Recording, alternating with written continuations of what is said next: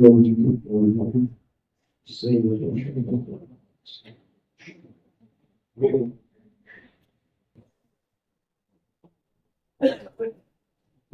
عليكم ورحمة الله وبركاته.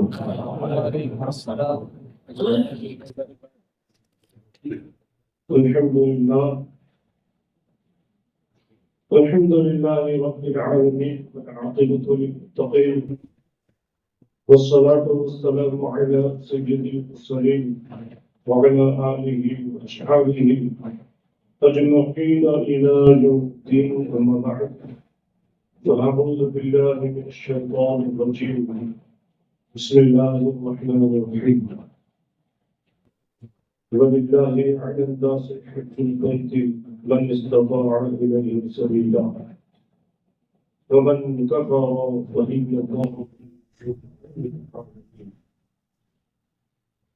وقال النبي صلى الله تعالى عليه وآله وسلم: من زار قبري وجبت له شفاعتي.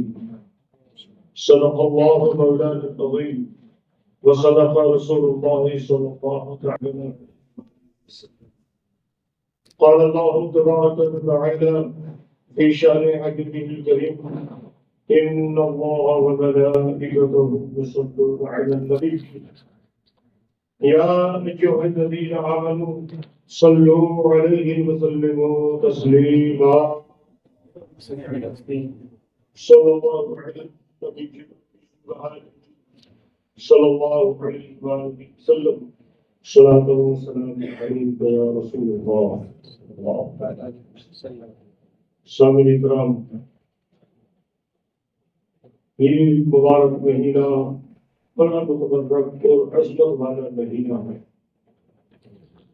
ماہ رمضان کے بعد اگر سب سے زیادہ مقدس، پاکیزہ اور برکت والا کوئی مہینہ ہے تو یہ ذی الحجہ شریف کا مہینہ ہے. اور خصوصی طور پر اس مہینے کے جو آخری یعنی پہلے عشرے کے آخری 3 دن ہیں، 8، 9 اور 10، کل گزر چکا، آج کا دن اور کل کا دن، یہ بہت ہی زیادہ متبرک دن ہے. خاص کر کے آج کا دن یہ 9 ذی الحجہ کا دن ہے، اس کو یوم عرفہ کہتے ہیں. حجاج کرام کے لیے جو کہ مکہ شریف میں 4 دن پہلے ہو جاتا ہے، اس لیے بعد جمعرات کو عرفہ کا دن ہوا. اگر ان لوگوں کو یوم عرفہ کے لیے آج کا دن جمعہ مل جاتا تو اس کی قسمت اور زیادہ بڑھ جاتا. یہ عرفہ کا وہ دن ہے جس دن حضرت آدم علیہ السلام اور سیدہ حوا رضی اللہ تعالی عنہا کی ملاقات اسی عرفات کے میدان میں ہوئی تھی، اس لیے اس میدان کو میدان عرفات کہتے ہیں. عرفات کے دن ایک آیہ کریمہ کا خصوصی طور پر نزول ہوا تھا: اليوم اکملت لکم دینکم واتممت علیکم نعمتی ورضیت لکم الاسلام دینا. یعنی محبوب صلی اللہ علیہ وسلم، آج کے دن ہم نے آپ کے دین کو آپ کے لیے مکمل کر دیا اور ہماری تمام نعمتیں ہم نے آپ پر تمام کر دی اور ہم نے دین اسلام کو آپ کے لیے پسند فرمایا. یہ آیت عرفہ کے دن نازل ہوئی جس میں حضور پاک صلی اللہ علیہ وسلم نے حج کیا. حج کی فرضیت ہجری 9 میں آقا کریم صلی اللہ علیہ وسلم مکہ شریف سے ہجرت کر کے مدینہ شریف تشریف لے آئے. اب تک حج فرض نہیں تھا. ہجرت کے 9ویں سال فرضیت حج کی یہ آیت نازل ہوئی: وَلِلَّهِ عَلَى النَّاسِ حِجُّ الْبَيْتِ مَنِ اسْتَطَاعَ إِلَيْهِ سَبِيلًا. یعنی لوگوں کے لیے اللہ کے گھر کا حج فرض ہے جو بھی اس کی استطاعت رکھتے ہیں. آقا کریم صلی اللہ علیہ وسلم نے اسی سال اپنا نائب مطلب حضرت سیدنا خلیفہ اول امیر المومنین سیدنا ابوبکر صدیق رضی اللہ تعالیٰ عنہ کو اپنا نائب بنا کر حج کے لیے روانہ فرمایا. یہ اسلام کا پہلا حج تھا جس کی نیابت ابو بکر صدیق کے ہاتھ ہوا ہے۔ ہزاروں کی تعداد میں صحابہ کرام پہلا حج کرنے کے لیے جا رہے ہیں اور ابو بکر صدیق کی نیابت میں حج کرنے کے لیے جا رہے ہیں۔ اللہ اکبر، وہ کیا ثواب!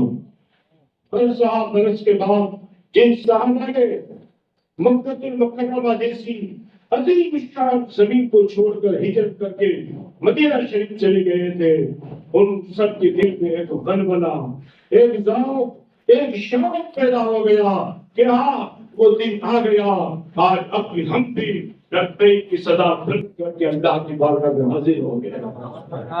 کیا وہ سما ہوتا ہے حج کے دنوں میں؟ اللہ اکبر! آج ہی اپنے جنون میں اور چادروں کے اندر ملبوس ہوتے ہیں اور گویا وہ اللہ تبارک و تعالیٰ کے دوست، اس کے مہمان ہوتے ہیں اور اللہ تبارک و تعالیٰ کی رحمتوں میں چھپا چھپا رہے ہوتے ہیں۔ کبھی لبیک کی صدا بلند کرتے ہیں، کبھی ہاتھ اٹھا کر دعاؤں میں لگے رہتے ہیں۔ حدیث پاک میں آیا کہ جب عرفہ کا دن ہوتا ہے وہ بخشش کا دن ہوتا ہے، اللہ بخشتا ہے سب کو۔ شیطان سب سے زیادہ پورے سال میں جس دن روتا ہے وہ عرفہ کا دن ہے۔ اس کے چلے چپانے سے جمع ہو جاتے ہیں اور کہتے ہیں کیوں ہوتا ہے اتنا کبھی روتے بھی تمہیں نہیں دیکھا، کہا کہ پورے سال میں نے محنت کی، آدم کی اولاد کو میں نے گناہوں میں مبتلا کیا، آج وہ آ گئے اللہ کے دربار، وہ آ گئے، آج عرفہ کا دن ہے، میدان عرفات میں آ گئے ہیں، اللہ کا وعدہ ہے باپ کے میدان میں آ جائے گا، اس کے تمام گناہوں کو میں بخش دوں گا۔ وہ عرفہ کا دن، یہ آیت کا نزول ہوا، یہودیوں نے جب سنا تھا یہ آیت اتری تھی تو یہودی کہنے لگے، حضرت عمر سے کہنے لگے کہ جو آیت آپ حضرات کو ملی، ہم تو چونکہ یہودی ہیں، ہم آپ کے نبی کو نبی مانتے نہیں ہیں، اور آپ کے نبی پر جو آج آیت اتری ہے، یہ آیت اگر ہمارے نبی موسیٰ پر اترتی تو ہم آج کے دن عید مناتے۔ اللہ حضرت عمر کو ایک یہودی کہتا ہے، یعنی کتنی بڑی خوشی کا دن ہے، یہ آیت میں کتنی خوشخبری ہے۔ حضرت عمر کہتے ہیں ہاں تم ٹھیک کہتے ہو، تم تو عید مناتے تو مناتے، تمہارے لیے تو یہ آیت ہے نہیں، لیکن سنو آج عرفہ کا دن ہے اور یوم الجمعہ ہے، ہمارے لیے تو آج دو کا دن ہے، عرفہ کا دن ہے اور آج یوم جمعہ ہے، یعنی جمعہ کے آج ہی کے دن، یعنی آج 9 ذوالحجہ ہے، جمعہ کا دن ہے۔ اسی طرح سے آقا کریم صلی اللہ علیہ وسلم نے جب ہجری 10 میں حج کروایا تھا تو 9ویں تاریخ یعنی یوم عرفہ جمعہ کے دن تھا، اور آقا کریم صلی اللہ علیہ وسلم 1,40,000 صحابہ کے ساتھ میدان عرفات میں، 1,40,000 صحابہ کیونکہ آخری ہوتے ہیں آج کا آقا کریم صلی اللہ علیہ وسلم اعلان کر دیا تھا کہ اس سال یعنی ہجری 10 میں، ہجری 9 میں ابو بکر صدیق نیابت میں حج ہوا، کہتے تھے ہجری 10 میں خود برس نصیب آقا کریم صلی اللہ علیہ وسلم حج کے لیے تشریف لے آنے والے تھے۔ سب نے پھر کوئی کو جواب دیا، صحابہ اکرام کے جہاں جہاں صحابہ تھے سب کہتے، بہت سے ایسے صحابہ تھے جنہوں نے کلمہ پڑھا تھا لیکن ابھی حضور کا دیدار نہیں کیا تھا، سب پوچھے تو کام بنائیں گے حضور کے ساتھ حاصل ہی مل جائے اور حضور کا دیدار ہو گیا۔ 1,40,000 صحابہ اکرام کا قافلہ اور دیگر لوگ اللہ اکبر آقا کریم صلی اللہ علیہ وسلم کے ساتھ حج کے لیے تشریف لاتے ہیں۔ اور دیکھیے قربانی کے دن چلتے لوگ قربانی کرنے میں بڑی کنجوسی کرتے ہیں، بہت سارے ایسے لوگ ہیں جن پر قربانی واجب ہوتی ہے لیکن وہ کرتے نہیں ہیں، حالانکہ آقا کریم صلی اللہ علیہ وسلم کی ظاہری زندگی کیسے گزری ہے، ان پر کبھی زکات تو فرض نہیں ہوتی، ہماری بھی نصاب ہو رہی ہے، ہماری بھی نصاب ہو رہی ہے۔ گھر کی حالت کیا تھی؟ حضرت سیدہ عائشہ فرماتی ہے ہمارے گھر میں کبھی کبھی دو مہینے تک گھر میں چولہا نہیں جلتا ہے، 2 مہینے تک چولہا نہیں جل رہا، اور حالت یہ بھی مولا علی کے گھر کی تھی، خود فرماتے لوگوں 3 مہینے تک ہمارے گھر میں کبھی کبھی چولہا نہیں جلتا، لیکن اللہ کی رضا پر یعنی کتنی غربت کی زندگی گزارنے والے کہ جن کے گھر میں مہینوں تک چولہے نہ جلیں، لیکن قربانی کے دن جب آتے ہیں تو آقا کریم صلی اللہ علیہ وسلم نے 1 سال سے لے کر ہجرت مدینہ کے بعد سے لے کر آخری دن تک آقا کریم صلی اللہ علیہ وسلم نے 10 سال تک ہر سال قربانی کے دنوں میں 2 بکروں کی قربانی کی، 2 بکروں کی قربانی، اور قربت کا حال ہم حضرت کو ہے۔ اسی طرح مولا علی نے بھی 2 بکری کی قربانی، ہر سال 2 بکری کی قربانی مولا علی رضی اللہ تعالیٰ عنہ کرتے تھے۔ اور اونٹ کی جو قربانی ہوتی ہے اس میں جو 7 حصے لگتے ہیں، اس میں 7 حصے لگتے ہیں، یعنی ایک اونٹ میں 7 آدمیوں کے نام آئے جاتے ہیں۔ جیسے بڑے جانور کی جتنی بھی قربانیاں ہوتی ہیں ان میں ایک جانور میں 7 نام آتے ہیں، یعنی حصے والی قربانی کی جاتی ہے، اس میں بڑے جانور ہوتے ہیں، اس میں ایک جانور میں 7 حصے لگتے ہیں، 7 آدمی کے نام لکھتے ہیں۔ اور حج کے وقت بھی قربانی کا فرض ہوتی ہے، واجب ہوتی ہے۔ حج کے زمانے کی وہاں لوگ قربانی کرتے ہیں اور بڑی ضروری لازمی ہے۔ اللہ اکبر۔ اب دیکھیے جو بھی جاتا ہے حج کرنے کے لیے وہ قربانی کرتا ہے، اور وہاں قربانی کرتا ہے تو جو بکرا لیتا ہے وہ 1 بکرے کی قربانی کرتا ہے حج کے دن، اور اگر وہ یہ سیوا قربانی میں حصہ لیتا ہے تو 1 رنگ میں 7 حاجی شمار ہوتے ہیں۔ اب ہم مطالعہ کریں سیرت مصطفیٰ، آقا صلی اللہ علیہ وسلم نے بھی حج ادا فرمایا، تو حج میں میرے آقا صلی اللہ علیہ وسلم نے حج کی قربانی میں کتنے حصے لیے؟ اللہ، آپ تعجب کریں گے، میں بھی پڑھ کے حیران ہو گیا۔ میرے آقا صلی اللہ علیہ وسلم نے پہلا اور آخری حج ادا فرمایا، اور حج کی قربانی میں 63 اونٹ کو اللہ کے رسول نے قربان فرمایا۔ سبحان اللہ، کتنے ہوئے؟ 63۔ اب ایک اونٹ میں 7 حصے لگتے ہیں، اب حصے لگائیے آپ۔ حالانکہ حالت غربت کی یہ ہے کہ 2-3 مہینے سے گھر میں چولہا نہیں جلتا ہے، لیکن حج کرنے جاتے ہیں یا دیگر قربانی کا وقت ہوتا ہے تو قربانی میں قربانی دیتے ہیں۔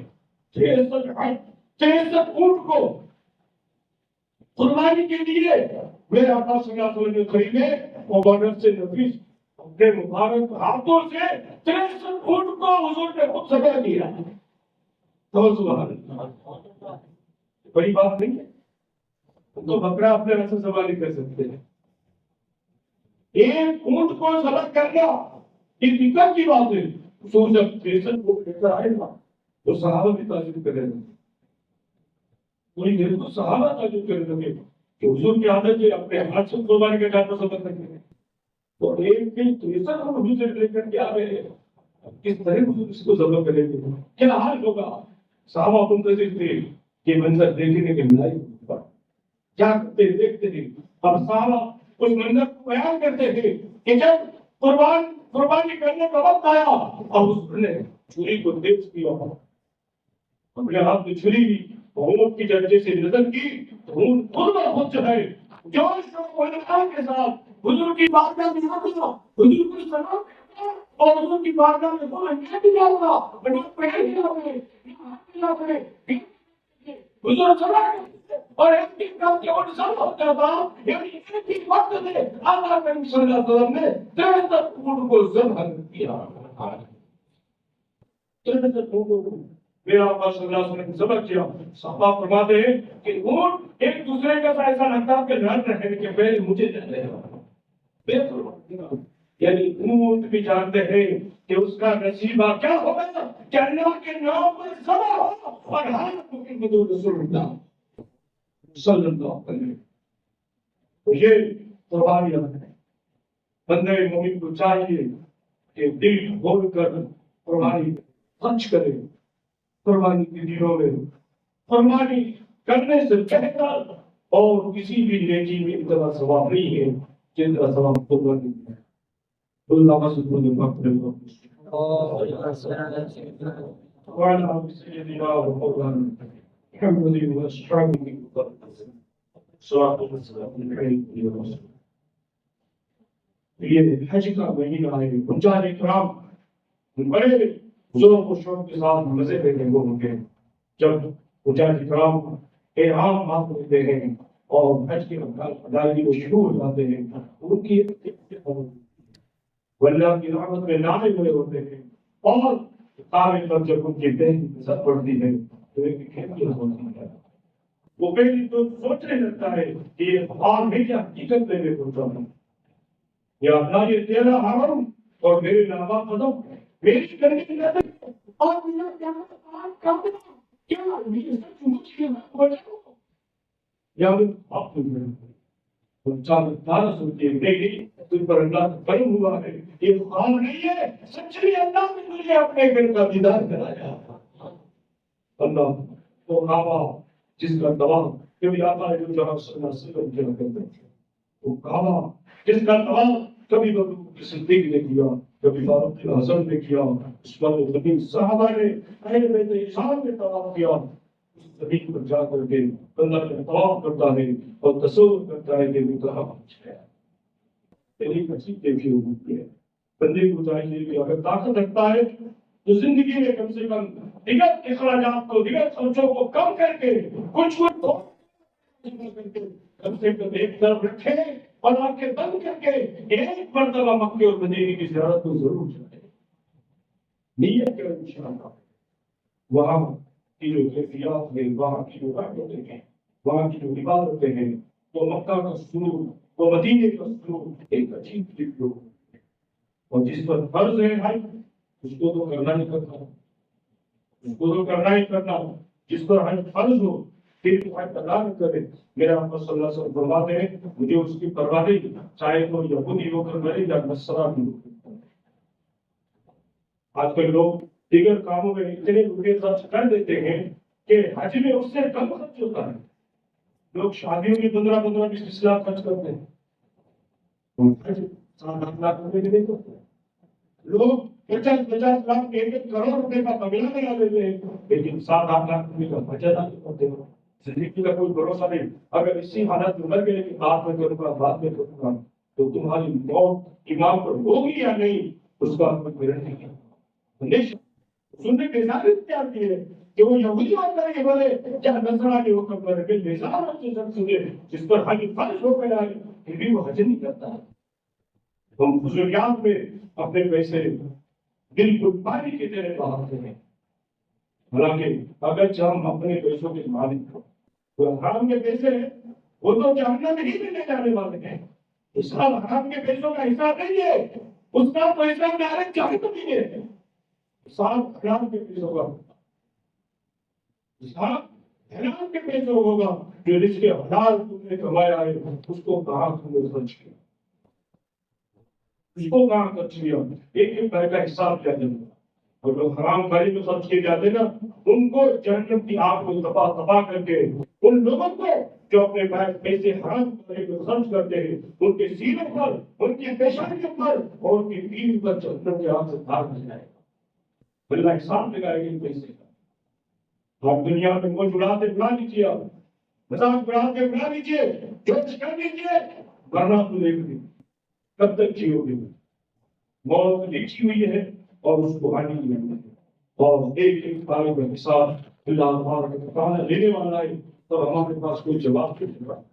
لہٰذا جس پر حج فرض ہے تو ابھی سے نیت کر لے انشاءاللہ تعالیٰ آئندہ سالوں میں حج کرنے کے لیے ضرور نیت کرے، اللہ صاحب عطا فرمائے گا۔